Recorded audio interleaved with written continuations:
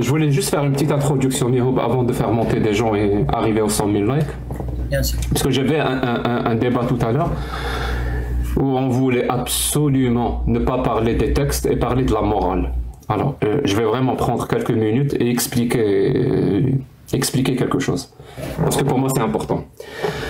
Nous, ce qu'on reproche à l'islam sunnite en tant que religion, ce n'est pas par une question de morale. Et je vais m'expliquer. Ce n'est absolument pas par une question de morale. C'est-à-dire les gens qui veulent absolument vous faire amener à des considérations de morale, de la critique de la religion, comme quoi nous, on disposerait d'une morale parfaite, une morale objective, qu'on doit contredire avec ça la morale de l'islam sunnite, ça n'a aucun sens. En fait, ce débat-là, il est complètement dépassé, complètement obsolète. Et je vais m'expliquer. En tant que sceptique méthodologique, ça veut dire c'est pas le mot sceptique au sens relativiste chez les Grecs. Ça veut dire celui qui doute de tout. Je doute, rien n'est vrai. Non, c'est pas ce scepticisme-là qui est débile. Moi, je parle d'un scepticisme méthodologique. Ça veut dire j'ai une méthodologie qui me permet de discriminer ou de choisir entre ce qui vaut la peine d'être pris comme vrai et ce qui ne vaut pas la peine d'être pris comme vrai, donc pas vrai, ou carrément ce qui vaut la peine d'être pris comme faux. Ça s'appelle le scepticisme méthodologique. Et c'est très important. Donc, puisque je suis un sceptique méthodologique, je ne crois pas aux vérités absolues, aux trucs, c'est-à-dire une morale objective, ou quoi que ce soit d'autre. Je suis sceptique par définition. C'est-à-dire, et j'irai même plus loin que ça, je suis convaincu qu'une personne qui a dans sa façon de penser, dans sa façon d'approcher les choses, cette volonté d'imposer une morale objective, une vérité absolue, un dogme religieux parfait, c'est très dangereux pour la société. Parce que ça va l'obliger à se figer dans un temps T et dans une zone géographique. Ça va l'obliger à se figer et à ne plus évoluer. Ça veut dire prendre en considération des nouvelles informations qui nous arrivent, par exemple à travers la science, qui nous obligeraient à rectifier des erreurs. C'est-à-dire on a fait des erreurs parce que là on dispose de nouvelles informations, ben on va changer. Il y a de nouvelles informations qui nous arrivent, on va changer les lois. Vous voyez, ça n'a rien de moral. C'est de quelles informations on dispose, comment on les a obtenues, est-ce que ces informations-là sont vraies, sont prouvées, vraies et prouvées. On n'est pas dans la vérité absolue, vrai et prouvé. Et vrai jusqu'à preuve du contraire, toujours. Même si on attend toujours la preuve du contraire que l'esclavagisme est bien. Ou le mariage des petites filles n'a pas de conséquences dramatiques sur le corps et la psyché de la petite fille. On attend toujours des preuves du contraire, ou que la terre n'est pas sphérique. On attend toujours les preuves du contraire. Mais on laisse la porte ouverte pour justement ne pas tomber dans la certitude. Parce qu'il y a une phrase que j'aime bien, moi, qui dit l'ennemi de la vérité n'est pas le mensonge. Le véritable ennemi de la vérité, c'est la certitude. Parce que le mensonge, c'est juste le contraire de la vérité. Mais l'ennemi, donc celui qui va t'empêcher d'approcher la vérité, c'est la certitude. Parce que si tu es sûr que tu disposes de la vérité absolue, bah c'est fini. Tu ne vas plus laisser la porte ouverte ou le champ libre à toutes nouvelles informations qui pourraient remettre en cause ce que tu crois. Donc ça ne sert à rien. Tu vas te bloquer. Et c'est exactement ça que font les religions. Ils vont t'obliger à te bloquer dans une zone géographique et dans un temps T. Exemple, l'islam sunnite. Il t'oblige à rester figé au 7e siècle. C'est pour ça qu'on trouve des gens encore aujourd'hui pour défendre figé au 7e siècle. C'est pour ça je m'entends chez toi, mais donc je disais, c'est ça le problème, c'est que les religions vous obligent à vous figer dans une région et dans une temporalité spécifique. L'islam sunnite t'oblige à te figer avec les connaissances des êtres humains du 7e siècle dans le désert d'Arabie. Donc tu ne prends pas en compte toutes les évolutions, toutes les accumulations de connaissances qu'on a eues, qui nous ont permis de rectifier des erreurs qu'on a commises. C'est des informations qui nous permettent d'évoluer. Justement. Et donc, quelque part, quand, quand quelqu'un veut nous faire dire que nous on a un problème de morale par rapport à l'islam, on n'a pas de problème avec la morale islamique. Et je vais donner ma définition de la morale. Vous en faites ce que vous voulez, c'est la mienne. Ça me permet de comprendre le monde qui m'entoure, ça me permet de comprendre la réalité dans laquelle je vis. La morale, pour moi, contrairement à ce que des siècles et des siècles passés, quand on a pensé, la morale, c'est-à-dire on cherche une morale objective, je pense que ça n'existe pas. Voilà, on va le dire directement parce que c'est une construction qui change avec le temps. Mais on en cherchait quand même. Et cette façon de faire, de chercher, chez beaucoup de philosophes, hein, cette morale parfaite, quelque part même divine, parce que si elle est objective, elle a une relation avec le divin, on appelle ça l'approche réflexive de la morale. Et moi, je pense qu'elle est complètement dépassée. C'est-à-dire qu'aujourd'hui, à l'ère des nouvelles technologies, à l'ère de la science, et surtout à l'ère de la neuroscience et de la neurobiologie, on a compris beaucoup de choses. Et il faut les prendre en compte. Et qu'est-ce qu'elle nous dit, la science? La science, elle est claire. Elle nous dit la morale est un sens. Comme on a le sens de l'ouïe, le sens du toucher, on a le sens moral. Chaque personne dispose de son propre sens moral. Tous. Mihoub a son sens moral, moi j'ai le mien. Sur plein de points, il va être pareil, mais sur quelques points, il ne va pas du tout être la même chose. C'est-à-dire ce que moi, peut-être que je réprouve ou que je déteste, Mihoub, il va te dire non, moi j'aime bien. Ou alors ça ne me pose pas de problème. Et le contraire aussi est vrai. Donc c'est pour ça qu'il ne s'agit pas d'un débat sur la morale. C'est-à-dire moi je vais essayer de tirer des lois que je vais appliquer dans la société à travers ma morale ou la morale de Mihoub ou la morale du 7e siècle. Parce qu'on a tous des morales différentes sur plein de points. Et je vais donner des exemples pour que vous compreniez. Et là, il y a une règle très importante en droit et en législation qui dit la morale ne dit pas la loi. Et la loi ne dit pas la morale. C'est-à-dire la morale, c'est quelque chose. Et la loi, c'est autre chose. C'est-à-dire la loi, elle obéit à d'autres critères. Par exemple, quand on va interdire des trucs à travers la loi, à travers la législation, c'est pas pour des considérations morales. C'est parce qu'on sait, on a une connaissance qui nous dit ce que cet acte-là provoque.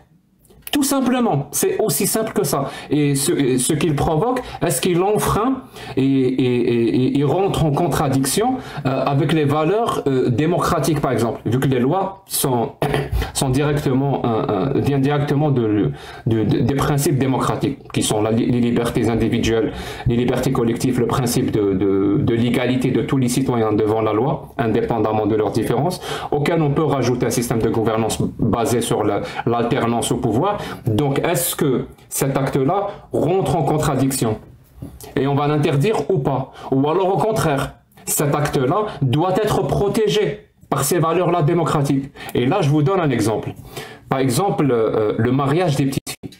Si vous me demandez mon sens moral, qu'est-ce qu'il me dit? Mon sens moral me dit, c'est une horreur. C'est atroce. Ça, c'est mon sens moral. Et mon sens moral me vient d'où? Il me vient de beaucoup de choses. Il me vient de mon environnement, là où je vis, donc les connaissances de mon environnement. Il me vient de ma culture. Il vient aussi de quelque part de quelque chose que j'ai hérité, qu'on peut même dire de manière génétique, c'est-à-dire qu'on pourrait expliquer à travers la théorie de l'évolution, c'est-à-dire ce qui permet la subsistance de l'espèce. On pourrait expliquer, mais ça donne mon sens moral. Donc le mariage des petites filles, c'est une horreur. Mais est-ce que c'est pour ça que je veux l'interdire? Non, parce que ça reste mon avis. En fait, il est interdit parce que ça enfreint les droits et libertés des êtres humains. C'est-à-dire les enfants ont des droits. Donc on doit protéger les droits des enfants. Donc on va faire une loi qui va interdire à un adulte de commettre un crime et d'enfreindre les droits et libertés des enfants. Donc on va mettre une loi. Je vous donne un deuxième exemple pour que ça soit limpide. Qu'est-ce que moi je pense du voile islamique? Je pense que c'est une horreur. Je pense que c'est quelque chose d'infect. Est-ce que parce que je pense ça, donc je veux une loi qui l'interdit? Non. Parce que ce genre de loi va justement, comment dire ça, va justement limiter les droits et libertés, et surtout la liberté de culte et de conscience et de liberté d'expression des religieux. Et moi, je ne veux pas ça, parce que je ne veux pas qu'on touche à mon droit à moi. À mon droit à moi qui est la liberté de culte et de conscience et la liberté d'expression. Donc dans un esprit de réciprocité, je ne veux pas pour l'autre ce que je ne veux pas pour moi. Si je ne veux pas qu'on enfreine mes droits de liberté d'expression, ben je ne veux pas qu'on enfreine la liberté d'expression des autres, même s'ils ne sont pas d'accord avec moi. C'est-à-dire, je trouve le voile horrifique, horrible, mais je suis contre toute loi qui va l'interdire dans l'espace public. Parce que les gens ont le droit d'exprimer leurs avis, même religieux ou anti-religieux, dans l'espace public. C'est un droit. Donc vous comprenez pourquoi nous, quand on parle de l'islam, les gens veulent toujours aller dans un débat de morale. Moi, je t'apporte ma morale, qui est l'islam, toi, apporte-moi ta vérité absolue et ta morale absolue. Mais mon pote, il n'y a pas de morale absolue. Ça n'existe pas. C'est ton but pour dire aux gens que tu as gagné un débat face à un athée parce qu'il n'a pas su te prouver, qu'il n'a pas su te donner une morale objective, il est athée. Par définition, s'il est sceptique aussi comme moi, il ne croit pas qu'il y ait de morale objective. Si tu penses que tu as gagné un débat parce que tu as prouvé qu'il n'a pas de morale objective, je n'en ai pas de morale objective. Et je n'utilise pas la morale pour dicter les lois dans la société. C'est à nous, en tant qu'êtres humains, de nous comporter entre nous et de construire une société dans laquelle on veut vivre. Donc on va discuter entre nous. On va essayer de trouver des accords entre nous. Dans quelle société je veux vivre? Avec quelle loi? Avec quel droit? C'est là le plus important. On va discuter entre nous. Toi, tu ramènes ton projet de société. C'est pas grave, tu me dis que c'est dicté par la religion, je sais quoi. Fais ce que tu veux. Fais ce que tu veux. Ça va donner quoi comme société? Et on va voir combien de gens vont adhérer à ton projet de société. Tu veux que ton projet de société n'interdise pas et ne criminalise pas l'esclavage? Ben, proposons-le aux êtres humains. Si tu arrives à convaincre la majorité des gens, ben, tant pis pour eux. Vous allez vivre dans un pays qui va autoriser l'esclavagisme. Point. Mais si vous faites comme moi, vous faites confiance à l'intelligence des gens et que vous dites quand même en 2024, les gens ne vont plus accepter l'esclavagisme, ben on va en discuter. On ne veut pas de cette loi qui autorise l'esclavagisme. On n'en veut pas. Et si on est majoritaire, on ne va pas laisser passer ça. Ici, on ne va pas laisser passer ça parce que c'est obsolète comme loi, ça nous vient du passé. Et bien s'il y a des gens parmi les gens qui sont d'accord avec moi pour interdire l'esclavagisme, et c'est là où le bas blesse. Et s'il y a des gens qui sont majoritairement contre l'esclavagisme en 2024, et c'est le cas, ben vous leur dites dans ce cas-là, tu es contre la parole d'Allah. Tu es contre la parole du prophète. Pourtant, dans votre croyance, la parole d'Allah est valable en tout temps et en tout lieu. Comment ça se fait que cette parole même, tu trouves qu'elle est obsolète? L'esclavagisme, la violence conjugale, le mariage des petites filles, plein de choses. Comment tu trouves, pourquoi tu ne veux pas de cette loi? Pourquoi tu dis qu'elle est obsolète? Elle ne peut pas être obsolète. Elle est valable en tout temps et en tout lieu. Règle ce problème dans ta tête. Et c'est ça le truc. C'est pour ça que cette approche fait beaucoup de mal aux tenants de cette religion. Parce que nous, on parle directement aux musulmans. Directement aux musulmans, ou les musulmans sunnites et coralistes et tout le monde. On leur parle directement. Règle le bordel qu'il y a dans ta tête. En plus, j'ai eu une personne qui a apostasié qui a fait un témoignage. Franchement, j'ai failli pleurer. Il disait des trucs tellement simples, tellement évidents, tellement humanistes. C'était magnifique. Franchement, je vous envoie à voir ma vidéo qui s'appelle ce témoignage va vous bouleverser. Elle est sur ma chaîne YouTube. Vraiment, le témoignage est excellent. Tu sais, Mihoub, il a fait une image. Il m'a dit quand j'étais musulman et que je commençais à voir les textes et tout, parce qu'il commençait à débattre pour leur dire non, l'islam est parfait. Il m'a dit dans ma tête, c'est comme s'il y avait un appartement où quand je rentre, il y a des vestes par terre, il y a des chaussures sur le lit, il y a des assiettes, de la bouffe partout. Et moi, je rentre dans cet appartement et je n'ai pas le droit de toucher, de faire le ménage, Mihoub. Tu vois, il y a, il y a les vestes par terre, c'est tu peux dire c'est les textes sur l'esclavagisme. Les chaussures sur le matelas, sur le sofa, c'est le mariage des petites filles. La bouffe partout, tu vois, il rentre, il peut pas toucher. Donc et tu vis comme ça, tu vis dans un appartement où tu peux pas faire le ménage. Mais depuis qu'il a apostasié, ben il rentre dans sa tête. Donc il a fait l'image que sa tête est un appartement. Quand il voit une veste par terre, il peut la prendre. Il peut la ranger. Quand il voit des chaussures sur le matelas, il prend les chaussures. Il les met dans le placard. Son appartement, donc sa tête, maintenant c'est réglé. Il peut y vivre tranquillement. Il se sent complètement apaisé. Et c'est exactement ça, la religion.